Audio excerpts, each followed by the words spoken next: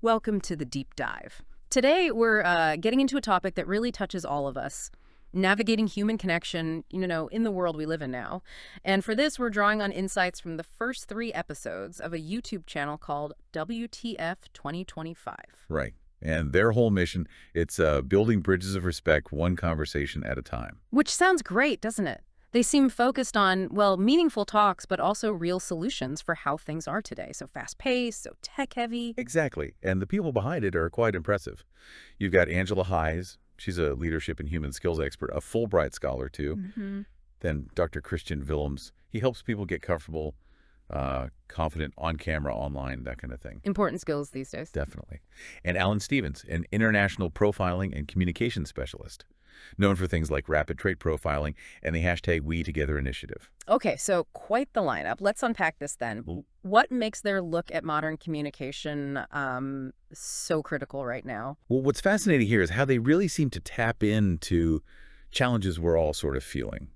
Things like maybe empathy not being what it was, or interactions feeling a bit shallow. Yeah, I think people recognize that feeling. But they don't just stop there. They kind of zero in on the little things that make a big difference. Yeah. Ways to actually bridge those gaps. Little things. Like what? Well, for instance, in their first episode, they talk about how we're always context switching, right? Jumping between apps, tasks. Oh, yeah, constantly. And how that fragments our attention, so our conversations become less present. We're not fully there. Makes sense. So what's their solution? They suggest something they call the 30-second focus challenge. The 30-second focus challenge. Okay, intriguing. Sounds simple, but probably harder than it sounds. Tell us more. It's pretty much what it says on the tin. Just dedicating 30 seconds of complete undivided attention in a conversation. So no phone checking, no glancing away at the screen. None of that. Just really listening, making eye contact, being fully engaged. They argue that even these short bursts of real focus are, foundational. Foundational for building actual connection. Exactly. It's a small shift, yeah. But they make the case that it significantly boosts how much empathy and understanding the other person feels. That is such a practical thing. I think we can all picture times when maybe we haven't given that focus. You realize you were talking at someone, not really with them. Precisely.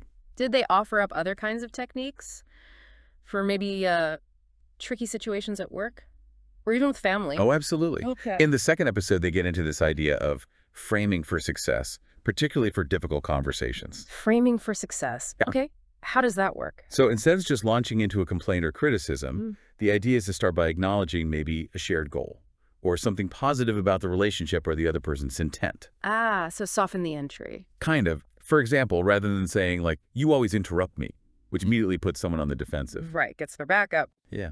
They suggest phrasing it differently. Maybe something like, I really value our brainstorming sessions, and just to make sure we both feel fully heard, maybe we could try to let each person finish their thought. Okay, I see. It changes the whole dynamic. It's not an attack. It's about improving the process together. Exactly. It moves it from being accusatory to being collaborative, building respect, even when you disagree.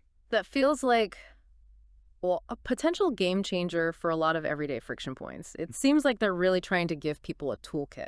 I think that's a good way to put it. A toolkit for navigating these common communication traps. So thinking about these first few episodes, pulling it together, what's the big takeaway here? What does this all mean for you listening in right now? Well, if you look at the bigger picture, I think WTF 2025 is really saying that, yeah, technology can create distance, it can make things feel impersonal, but the actual power to build real, meaningful human connections, that's still completely in our hands. It hasn't gone away. So it's about being intentional. Very much so. Recognizing these small, doable steps, like that 30-second focus, or thinking about how you frame things, they can actually create a ripple effect. They're reminding us that real connection isn't something that just happens to us. It's a conscious choice, something you build one conversation at a time. That's a powerful thought to end on, isn't it? This raises an important question, I think. In a world that often feels like it's pulling us apart with all the noise and distraction, how do we actively choose to build those bridges one conversation at a time? A question for all of us to think about. It really is a deliberate choice. And if you're curious, if you want to explore their ideas more directly, you can find the original source material we've been discussing those first 3 episodes of WTF 2025 right on their YouTube channel. Just search for WTF 2025 on YouTube, or you can go to https://www.youtube.com at WTF-2025. Definitely worth checking out for a deeper look.